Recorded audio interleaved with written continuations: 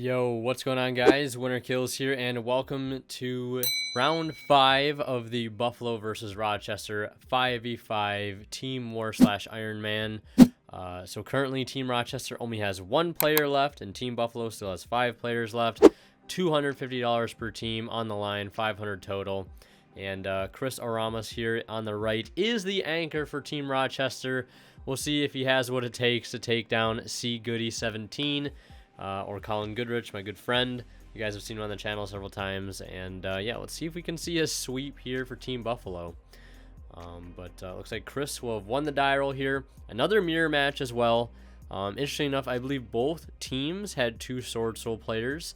Yeah, this just kind of confirms the whole nobody had Token Collector in their side deck to stop the raid boss, seemingly that C Goody has been so far. Which, you know, looking back, might not have been the best idea. But either way, we're going to see Chris lead with the Pot of Desires here. Pretty solid card to see in the opening for Swordsoul. But if you do have to start with Desires, that is typically a sign that maybe your hand isn't super good, or maybe you have another play that dies to Ash and you want to try to bait Ash another way, so you lead Desires first. Those are all, I guess, viable ways to look at it. Colin also opening here a copy of Desires of his own. Imperm, looks like Ashin Amoyi, and one other card. Can't really tell what it is. Looks like maybe a Ben Ecclesia. We're going to see him draw Emergence for turn. Or it might have been another double Ashna, looks like. But unfortunately, we're going to see Chris set 3 and normal summon Taya and pass. So he could either have Blackout or something like Circle set. Just to get value out of the Taya. Otherwise, there's no reason you just commit Taya to the board for no effect. Yeah, so I mean, just basic Swordsoul things, right? So we're going to see Colin lead with the Ashina going into Monk. And opening up double Ashina here, not super strong either. You want to see 2 Tennies, but you really don't ever want to see 2 of the same Tennies. Like, seeing Ashina is great, but, so long as it's paired with any other Tenny. So it looks like both players here not really opening up super stellar. Looks like they open up very fragile hands. Where they need like a lot to go in their favor for things to work out. So we're going to see Colin go ahead and link the Vishuda that he summoned into a second copy of Monk of the Tenny. Vishuda now live in the graveyard to potentially, go ahead and out some of the back row. We're going to see him activate Desires. That will get checked by an Ash. Banishing quite a few hand traps I saw there. A couple DD Crows, a couple Ashes, and like a spell or 2. So won't get the draws there. And the other spell in hand, I believe, is Droplet for Colin. I think that was his 6th card. Which Droplet obviously isn't doing anything to a board like this. Maybe might be helpful later on. But yeah. Also, you still got to worry about Blackout. I mean, like, it's kind of like you might not have Blackout, but like it's like, pretty easy to assume that Blackout could be set right now. Just because, like, if you could black out, and if he has Blackout and Circle, that's kind of really strong because you can actually tag out the Taya once you target with Blackout into like another Taya. Then you have Blackout engraved for Taya next turn. That way you can get double token in play. But it looks like we're going to see Heavenly Dragon Circle activate here. No Blackout, because you definitely would have like held the Blackout probably for later on, since we haven't seen Colin commit a normal summon yet. And then you definitely chain the Circle to the Blackout target, so you get some value out of it. We're going to see him go ahead and grab another copy of Taya, which probably tells us that he doesn't have any Worms or Swordsoul cards in hand at this point. Otherwise, you definitely grab Mo-Yi for the draw, because Mo-Yi draw go crazy. But Colin going to try to continue to navigate the board here, assuming that Blackout is no longer a threat, going to commit the normal summon of Mo-Yi here, and that is going to get hit with a beautiful ulti effect Veiler. I gotta say, my man Chris has been bringing the ice as well to this duel.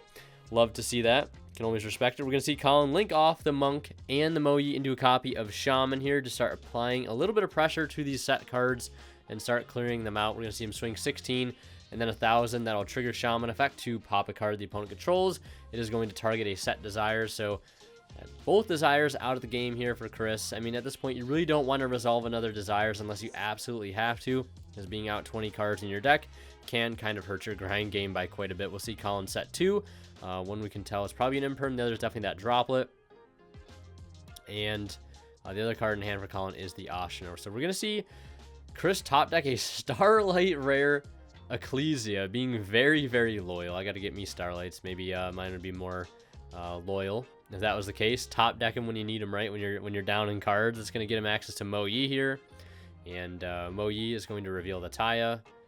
And we know Colin to have Imperm and Droplet set right now. So, I mean, you definitely go ahead and Imperm this and put him on, have an out to the Imperm, have another Dragon Circle, which, I mean, he knows the other card in hand right now. So the other set has to be something like Droplet or Dragon Circle to keep going. And, you know, the odds of it being another Dragon Circle may be kind of unlikely since he just used one already and he's already desired. But it will be Forbidden Droplet. So that's going to tribute off the Mo Yi. We'll send it off and then negate the Shaman. And then that will dodge the Imperm, allowing him to get access to the token still. And he'll also get a search of any... well, he won't... I'm getting confused with Circle here. He's not going to get the Worm. But he will get the Graveyard effect here of Heavenly Dragon Circle, which is really strong. A lot of people forget about that effect. Everybody knows about the Tribute a Worm to add a Worm. But if it's in the graveyard while you control a non-effect monster, you can banish to go ahead and add a 10E card from your deck to your hand, which is really huge. So we can grab something like Shathana to complete a level 4 or level 8 synchro play here. We're going to see him grab Vishuda, so it might mean that the Shathana has been banished or it's just somewhere else in the deck. So we're going to see Vishuda activate in hand here for Chris. It's going to go ahead and force that last back row back to the hand and make sure it is not a threat for the normal summon of Taya. Even though it really wouldn't matter because we know it was a Droplet. I mean, it's not going to necessarily stop the Taya because he's already got a token on field, but it can trade with something like Chi Jiao or Boxia later on, which could be an issue. So definitely good job clearing that there. There's really no reason not to. So we're going to see him activate Taya, banish Taya, summon token, and pretty sick custom tokens. Not as sick as that Watt Woodpecker token though. I gotta mention. Shoutouts Phantoms YGO for that beautiful Watt Woodpecker token that my friend Colin is using as a field center currently. So yeah, right now, if you are Chris on the right here, you do have a lot of options. You know one card in hand, which is Ashina. The other is unknown. Can probably assume that's something like Droplet or Imperm, which right now isn't going to really do anything. So you are kind of free to play here. It's just all about how you want to go ahead and actually sequence this. So it looks like he will go for Chi Jiao here. And Chi Jiao will be Chainlink 1. Taya will be Chainlink 2. I imagine we'll go ahead and send Ashina, because if Shathana is still in the deck, and I assume he's playing Shathana because he is playing Heavenly Dragon Circle, he can go ahead and activate Ashina to summon out the Shathana and then synchro into another level 8, which would be like Drago Berserker, which is like really, really strong here, because honestly that might even just be game. And we're going to see the Chi Jiao add a copy of Longyun. Could have also dumped Adara there to make the Longyun live. And apply more pressure that way. Go for a Baron, possibly. But we're going to see him do that play where he's going to dump the Ashina, summon out the Shathana. Not banished by the Desires. Love to see that. There's always one thing that was kind of annoying about playing that version of the deck is when you resolve Desires. It seemed like every now and then, maybe for me personally, this would happen more than you think it would based on statistics, but probably just negative impact bias. But it seemed like every time I needed that card and I had resolved Desires, I had banished it off of the Desires and I needed it for like a circle or something. But you know, usually there is a workaround to it, especially if you're playing Psychic and Punisher in the extra deck, which is pretty common for most Swordsoul lists nowadays. I don't want to say it's like super common. It's not like in everybody's extra deck, but it is a pretty like popular tech, as well as maybe some other things like I know my friend Colin is on the Draco Masters of the 10U, which I thought about playing a couple times because, you know, late game can be a lot of removal and it's just a 2600 body.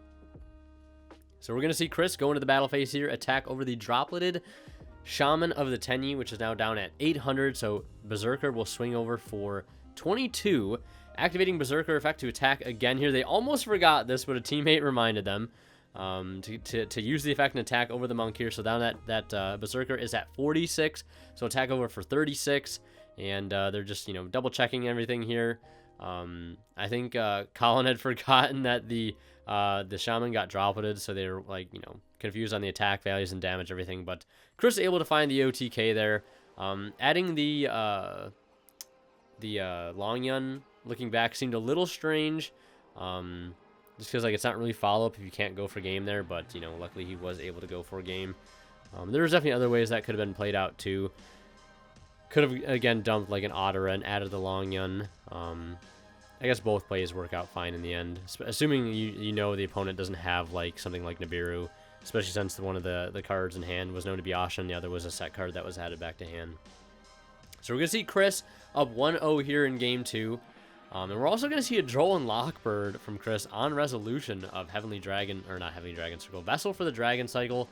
Now, Droll really isn't too good of a side deck card against Swordsoul, although arguably in some hands it can be pretty okay. And the only reason I assume they sided this in is because they just obviously didn't have Token Collector in their side deck because they are playing Swordsoul themselves, which makes total sense here. So it's like, it's probably better than the alternative. But then again, like, I don't know what they took out for the Drolls, so I can't really, you know, say 100%. So we're going to see Ash on Ashina as well. So double hand trap here. Always love to see double hand trap, even if one of them really isn't super impactful. And, you know, I might be saying, okay, this Droll is going to turn off the Emergence in hand. It's going to turn off the Desires. Like, this Droll is kind of nice, right? But Colin's about to show everybody why Droll is really not that great against Swordsoul. Especially, you know, if you kind of know what to do with the deck, right? If you're kind of schmoovin' with it. So we're going to see him normal summon Adhara. And then, honestly, this has to be my favorite play from the entire 5v5 Team War. Hands down my favorite play, my favorite line that I've seen from Colin. So we're going to see him Synchro for Chi-Zhao and activate Chi-Zhao's effect. Now, you might be wondering, oh, he's under Droll. You can't, but Chi-Zhao has that secret ability to also either banish a Swordsoul card from the deck, and we're going to see him banish Longyun, Adara add it back, and then go ahead and activate Longyun, discarding the, you know, basically dead Emergence in hand to go ahead and summon itself and get token, and then be able to get into a level 10 Synchro here of any, you know, Synchro of his choosing, because he's no longer Wormlock because the Ashina was hit by the Ash Blossom. So you will see him Synchro for Baron here, still ending on the Baron Chi-Zhao board through Ash Droll. And yeah, they probably weren't expecting that Droll to find next to 0 value. I mean, it did find value, but just really not enough here to say that it really did anything to slow Colin down there. I think the Ash, like, the Ash, like, you could say is like impactful too on the Ashina, but like it almost kind of helps him being able to still have access to an Omni Negate, and, you know, basically rip a card out of the opponent's hand for free. So, but yeah, as I was saying, Chris being up 1-0 here. You know, if there's a game you want to win in a match, it's definitely going to be game 1. So that's probably bringing some morale back here for Team Rochester right now. They definitely need it, being down 4-0 right now. You know, taking game 1 here is definitely very good for that sort of morale, like I said. And just one game away here from trying to knock off C Goody off Team Buffalo. And we'll see if they are capable of doing it. So taking some time here to think about how to possibly navigate through this board. Maybe a little salty, you know, seeing him still in on Chi-Zhao Baron through Ash Droll. Maybe not. I don't know. I know I'd be a little surprised. If like, okay, all right, kind of nice.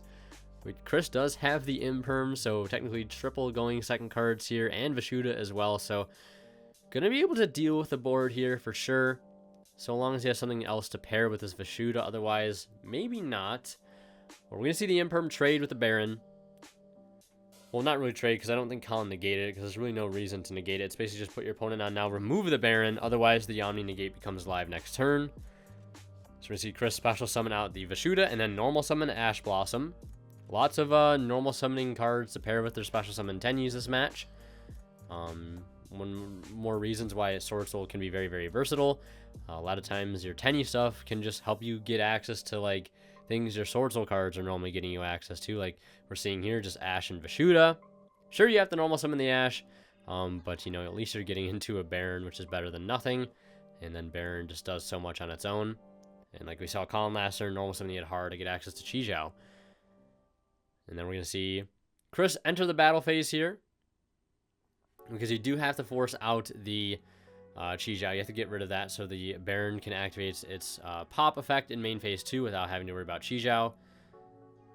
So we can go ahead and freely do that. Although, one other problem is kind of posed here for Swordsoul, our Swordsoul player on the right here, Chris, is that he is unable to clear the Monk, which is just going to be pretty bad for them, because now you have to worry about this Vishuddha just trading with the Baron like we're seeing here at the start of the turn, allowing the Desires to freely resolve, banishing a couple Ashes there, and I think an Imperm. We're going to see him draw into a Tenyi, though, which is definitely what you need at this point. Like, literally drawing into any Swordsoul card, except for maybe Moyi. Like, drawing into Taya, Emergence, or any Tenyi here, especially Ashen, are going to be really, really impactful, helping Colin get back into the game here. Desires one hell of a card, and you can see that Chris didn't open up super well here. You know, he's got 4 hand traps in the graveyard right now, 2 of them being the same. I'm just kind of wondering what that last card in the hand is. I wouldn't be shocked if it was another hand trap. Colin also having a copy of Anti-Spell Fragrance in the hand. So we're going to see him link off the Ashina for a Monk, and then Ashina will summon out Adhara. And then we're going to see him link off the Adhara and the Monk into the Shaman. Adhara will add back Adhara, a different copy. Now we're going to see him go Battle Phase here. Attack with Monk, activate Shaman to blow up the Baron, and then swing in for 26 direct. And then thinking here in main phase 2, they do have a Shaman on field, and Shaman on field in the Swordsoul is very strong, especially the longer it's able to stay on board. Being able to revive any of your Synchros in grave is really, really strong. Just getting access to Chi-Jiao again is huge here, especially in the mirror. Standby phase, we're going to see the Anti-Spell with the Imperm and Chi-Jiao set, and it's just not going to be enough here for Chris, and we are on to a game 3 situation. Quick reminder, check out Imperium Duelist at the link below. Don't forget to use my discount code TCG, or discount code WinterKill is 10 off at checkout to save 10% off your entire order. I think Chris is actually using the Lightning Sleeves, the over sleeves on his extra deck. Those are from Imperium. Colin's also got the water ones. I don't think those ones are available, but I know their fire and lightning ones are available right now if you guys are interested in picking up some nice TCG accessories. Speaking of TCG, check out TCG Player and my affiliate link down in the description below to their site if you guys shop and check out. Using that link, a small bit of the revenue from your purchase will help you know, support the channel. And you know, a small bit of the revenue from your purchase will go right back in the channel. I cannot speak today. My apologies. But yeah, definitely check out those links in the description. So we're going to see Chris here open up not the best, but also not the worst. We're going to see him start longing on Pitchathana. That's going to get him access to Baron. Also with an Anti-Spell, which is protected here. That is going to trade with the Desires. Double Desires, it looks like, in Colin's hand. So, not the best end board, but again, not the worst. With also 1 extra card being set right now. So we're going to see him lead with the Ashina. And the Ashina going to go through here.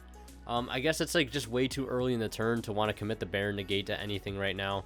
You also have, I mean, summoning the Baron in defense is a little weird solely because you have Anti-Spell. So you don't really have to worry about Lightning Storm just trading with your Baron Negate here. Because, you know, Baron does have 2400 defense, which is pretty weak compared to a lot of the other extra deck monsters in the Swordsoul extra deck. We also see a copy of Droll and Ash in hand for Colin here, which is interesting. So probably just, again, putting it in just to have more opportunities at seeing going second cards here against the deck. Even though, as we saw in last game, that, you know, Droll is really not super fantastic against the deck here. But we are in a game 3 situation right now, and seeing a going second card is just very, very important. No matter how impactful it may be, because like Colin opened up a pretty solid hand to kind of navigate the Droll. You know, might not be like super common.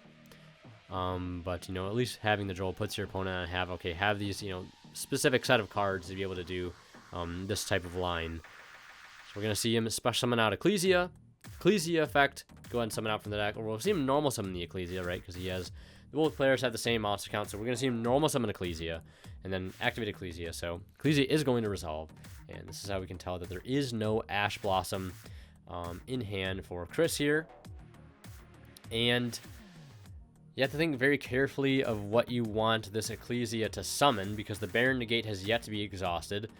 Chris knows that he doesn't have to negate the Ecclesia. He can simply stop whatever comes out and just, you know, stop him there, make him burn a card, essentially.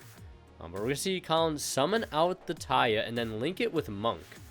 And then activate Shaman effect, discarding a card, targeting the Taya, and then we're going to see a Imperm on the Shaman. So Imperm Baron Anti-Spell here for Chris.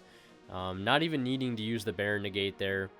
And looks like Colin will just have to pass turn, setting double Desires, and just kind of hoping his opponent doesn't really have anything here to keep playing. Otherwise, depending on what Chris drew for turn here, this could significantly shift this game in his favor. Colin still has his draw for turn, still has the Desires set, 2 Desires set. So even if one gets cleared by a Baron, right, in the simplified game state, he still has potentially another copy to try to resolve next turn to draw into more cards. So draw for turn and then draw for desires, right? So neither player really out of it yet right now. It's just kind of up in the air, hanging, you know, in the balance, right? The fate of this 5v5. So I think the Team Rochester right now is contemplating whether or not, because I know Chris kind of signaled to this as a possible idea, using Baron pop effect on their own anti-spell to be able to keep playing. I couldn't really get a good... I think the card in hand is Emergence right now. And you can kind of see him signaling, you know, why don't we just go ahead and pop the anti-spell here? That way we can use Emergence to keep pushing. Colin right now, I think the only interruption Colin has in hand is Ash Blossom. So if they do go that route and they do decide to pop the anti-spell, you activate Emergence, they chain Ash, because you just have to, basically. You cannot let the Emergence resolve, especially with there being worm cards in the grave. And then the Baron negate gets forced there, and then you're running the risk of playing into other hand traps, specifically things like Droplet or Imperm, which may be set currently. So they're probably just, you know, discussing whether or not it's worthwhile going for that line, or maybe it's just better off holding the anti-spell to keep the opponent's, you know, spells that might be top decking next turn, or drawing into potential desires that may be set as well, like we just see them clear one there, and just kind of hoping they can keep them slowed down enough to the point where next turn they can activate the Emergence, you know, with the safety of anti-spell still being up.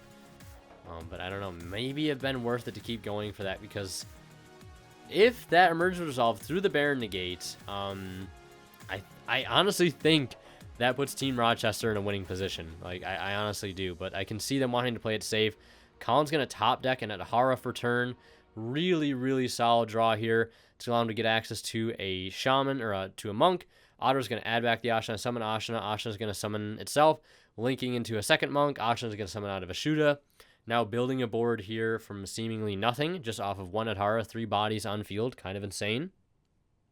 It has the Ash in hand. But we're going to see him activate the Desires, and it will resolve, drawing into Droll Imperm.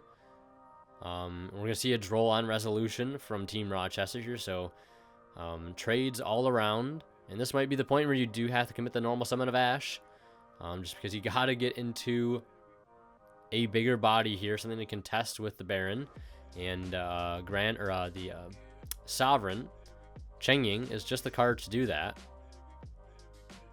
And the Baron negate, I'm not sure what the Baron negate was used on there. Could be missing something. But even if Baron did negate the Vishuda, Cheng Ying activates on a new chain and banishes it anyways. So, I mean, it's a use or lose it situation there.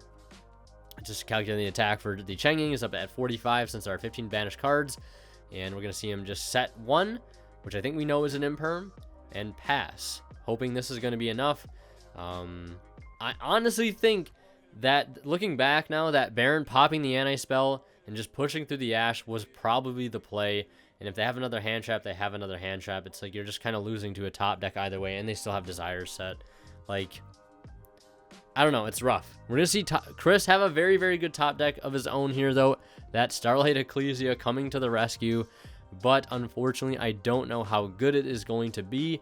Even if you let this Tide resolve, getting him access to token, you still have Cheng Ying on Resolution, which is just insane. But of course, you don't even need to let them get that far, because you just flip it and win. There's the Imperm. We're going to see Colin take the 5-0 sweep over Team Rochester. We'll see Team Rochester lose the $250 and Team Buffalo win $250. And that is going to be it. First of many team wars between many cities in our state. Hope you guys enjoyed this one. And congrats to my friend Colin for going for the sweep. Get the brooms. Call him C Sweepy the janitor. Thank you guys for watching. And last but not least, a huge shout out goes to our Divine Level channel members, who are Tweeter0226, Pony Start, Cadillacs84, Justin Lamb, and HCH Cyber. Thank you guys so much as always for your extremely kind and generous support of the channel.